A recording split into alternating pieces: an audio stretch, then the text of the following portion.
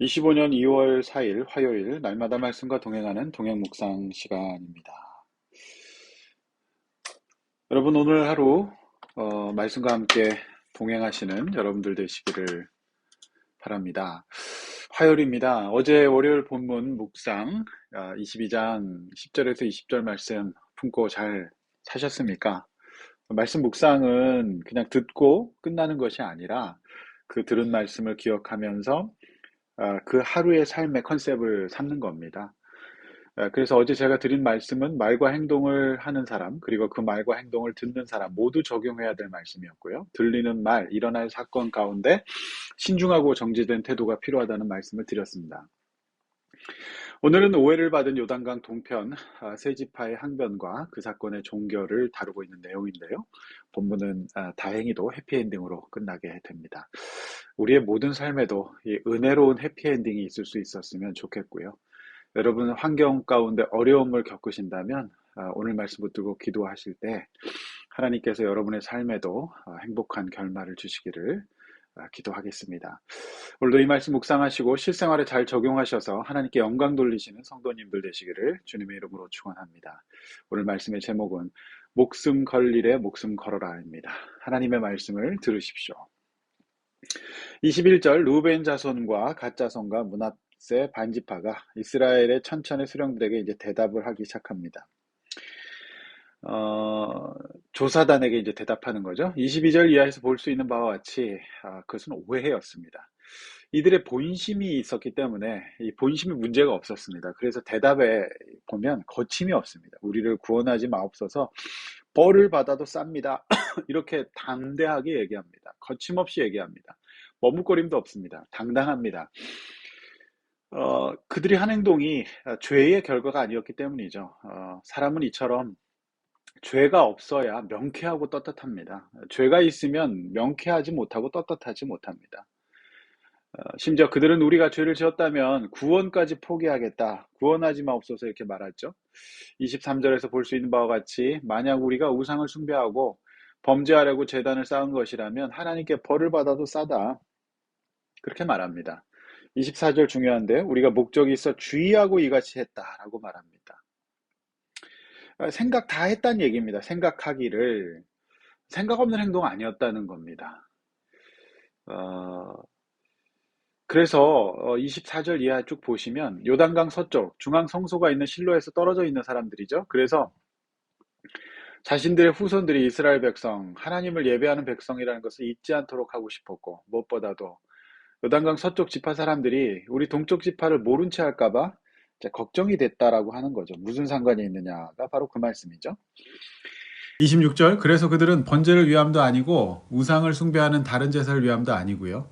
27절 우리와 서쪽 지파 사람들 간의 증거로서 제단 모형을 만들었다고 말합니다. 28절에서 같은 말을 다시 한번 하고 있죠. 네, 이것이 모형이고 다른 제사를 위한 것이 아니고 우리와 너희 사이에 증거만 되게 하고 싶었다. 이렇게 말하고 있습니다. 29절 결론적으로 여호와를 따르는 데서 돌아서려는 것은 결단코 아니다. 이렇게 말하고 있어요. 명쾌하고 논리가 정연합니다. 머뭇거림이 없는 겁니다. 자, 오늘 이 본문 여기까지 오늘 이 말씀이 주는 메시지가 무엇일까요? 자, 오해가 공동체 전체를 큰 위기로 몰아넣을 수 있다. 오해라고 하는 거예요. 그래서 오늘 말씀의 제목을 저는 목숨 걸 일에 목숨 걸지 말아라. 목숨 걸 일에 목숨 걸어라. 이렇게 잡아보았는데요. 그렇습니다. 목숨 걸 일에 목숨 걸어야죠. 이 일은 결코 목숨 걸고 전쟁 벌여가지고 서로 싸우고 죽고 죽이는 그런 전쟁 벌일 일 아닙니다.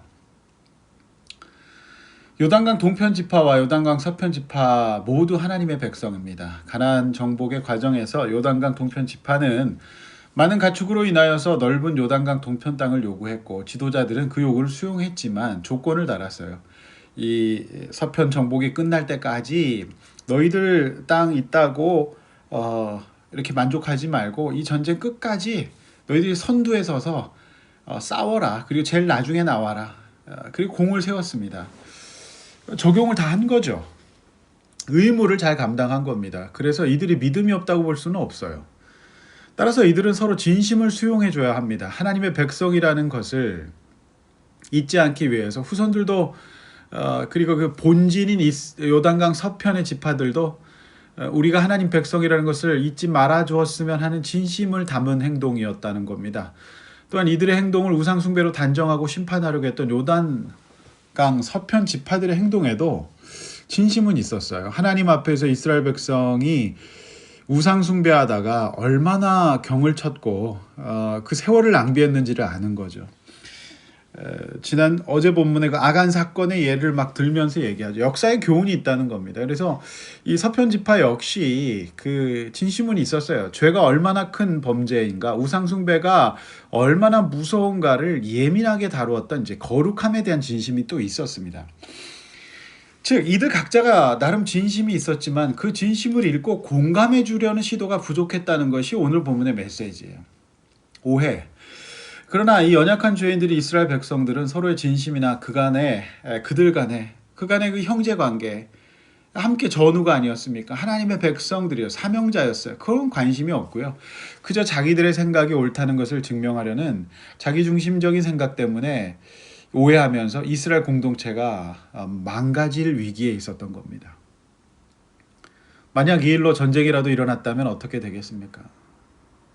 그 귀한 생명들이 구원이고 뭐고 다 떠내려가는 거 아니겠습니까? 성도 여러분, 다른 누군가의 진심을 알아주려면 필요한 것이 무엇일까요? 그것은 십자가 앞에서 자기 부정이에요. 나만 옳고 상대는 그르다는 생각을 내려놓아야 합니다. 이것이 자기 부정인데요. 자기 부정이 안 되면 싸우는 거죠. 전쟁하는 겁니다. 공동체의 관계 어려움은 의외로 굉장히 사소한 일로 시작이 됩니다. 자기를 부인하고 상대의 진심을 읽어보려고 노력해 보십시오. 근데 이게 정 힘드시거든. 주님의 도우심을 구하십시오. 내 안에 성령님의 은혜의 도우심을 힘입어서 하나님께서 나를 대해 주시듯이 그렇게 서로를 대할 수 있도록 해달라고 기도해 보십시오. 자기 부정이 어려우시거든. 몸부림치셔야 됩니다. 작정하고 기도하시고요. 때로는 금식하면서도 기도해 보십시오. 특별한 하나님의 은혜가 있을 겁니다. 이건 싸울 일 아니었습니다. 이거는 목숨 걸 일 아니었습니다. 그런데 제가 보면 현실에서 이런 일들이 많이 일어납니다. 어리석은 일입니다. 그렇게 하지 않으셨으면 좋겠습니다. 오늘 하루 지내시면서 이렇게 마음 상할 일이 생기실 수도 있습니다. 그때마다 여러분 자기 부정을 한번 해보십시오. 그리고 하나님 앞에서 그 진심을 한번 읽을 수 있는 능력 달라고, 내가 하나님 앞에서 좋은 마음의 세팅을 갖게 해달라고 기도하십시오. 그래야 나도 살고 남도 살 수 있는 겁니다. 두 번째 문단이 30절에서 34절은 이들 두 지파의 아름다운 화해, 해피엔딩이 묘사되고 있습니다. 얼마나 다행인지 모릅니다. 30절에서 파견된 조사단은 이들의 진심을 읽고 마음을 풀고 기뻐합니다. 31절 요단강 동편 이 지파들 형제들이 여호와 앞에 범죄하려고 한 행동이 아니었다. 범죄하지 아니하였음이라 너희가 이스라엘 자손을 여호와의 손에서 건져내었다. 이렇게 말하고 있습니다. 인정해 주죠. 그리고 이제 32절에서 보고를 합니다. 종합 보고를 하는 거죠. 조사단이. 그리고 33절 임상적인 말씀인데요. 그 일이 이스라엘 자손을 즐겁게 한지라 이스라엘 자손이 하나님을 찬송하고 루벤 자손과 갓 자손이 거주하는 땅에 가서 싸워 그것을 멸하지 않은 말을 다시는 하지 않았다. 아름다운 구절입니다. 그리고 34절 그 제단은 오히려 이제 증거가 되는 제단이 됩니다. 하나님 앞에서 다시 이들이 서로 진심을 읽어주니까 서로 이제 즐겁게 되고요. 그리고 하나님 찬송하고 다시는 싸우지 않게 됩니다. 여러분의 인간관계 속에서 이런 싸움이 다 끝날 수 있기를 축원합니다. 성도 여러분, 오해를 푸십시오. 다툼을 멈추십시오. 그리고 선한 대화를 하십시오. 그리고 진심을 읽어보시고 진심 읽으시려면 자기 부정이 필요합니다. 그러면 오히려 이 일로 인하여서 서로에 대한 믿음과 사랑이 더 깊어질 겁니다. 비온 뒤에 무지개가 뜨듯이 말이죠. 서로가 믿음 가운데 사랑으로 연합된다면 모든 것이 합력하여 선을 이루게 될 것입니다. 오히려 오늘 이 제단이 하나님의 증거, 서로에게 다 유익이 되는 증거가 이제 되었던 것처럼 말입니다. 저는 오늘날 우리들의 교회 공동체가 이런 모습이 되어야 된다고 믿습니다. 오해하려면 한도 끝도 없지만 이해하려면 역시 한도 끝도 없이 이해하고 공감할 수 있습니다. 오늘 이 묵상 방송을 들으시는 성도님들의 삶과 인간관계 속에 이런 용서와 화해, 하나됨, 찬양이 있으시기를 원하고요. 하나님 앞에서 오히려 더 비온 뒤에 땅이 굳어지듯이 굳건한 사랑과 은혜의 인간관계가 맺어지시기를 주님의 이름으로 축원합니다. 목숨 걸 일에 목숨 거십시오. 오해로 시작된 일에 목숨 거시면 그 손해는 온전히 여러분 자신이 받게 될 것입니다. 기도하겠습니다.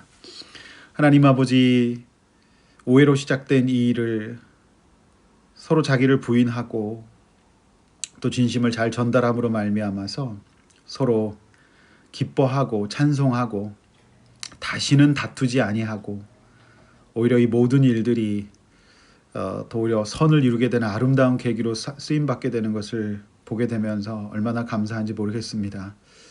아버지 하나님, 오늘 이 말씀을 듣는 모든 성도들 역시 오해하지 않게 하여 주시고, 오해하고 미워하자면 한도 끝도 없지만 서로의 진심을 읽어주고 자기를 부인하는 방식으로 서로 종노릇하고 이해함으로 하나님 앞에서 아름다운 인간관계, 하나님을 찬송하고 예배하는 인간관계, 그래서 이들이 서로 이렇게 다투고 오해했을 때는 찬양이 나오지 않고 기도가 나오지 않고 예배가 안 드려집니다. 아버지 하나님, 사단이 우리의 오해를 조종하고 역사를 일으켜서 내가 구원도 잃어버리는 일 없게 하여 주시고 사랑하는 형제자매 잃지 않을 수 있도록 역사하여 주시옵소서.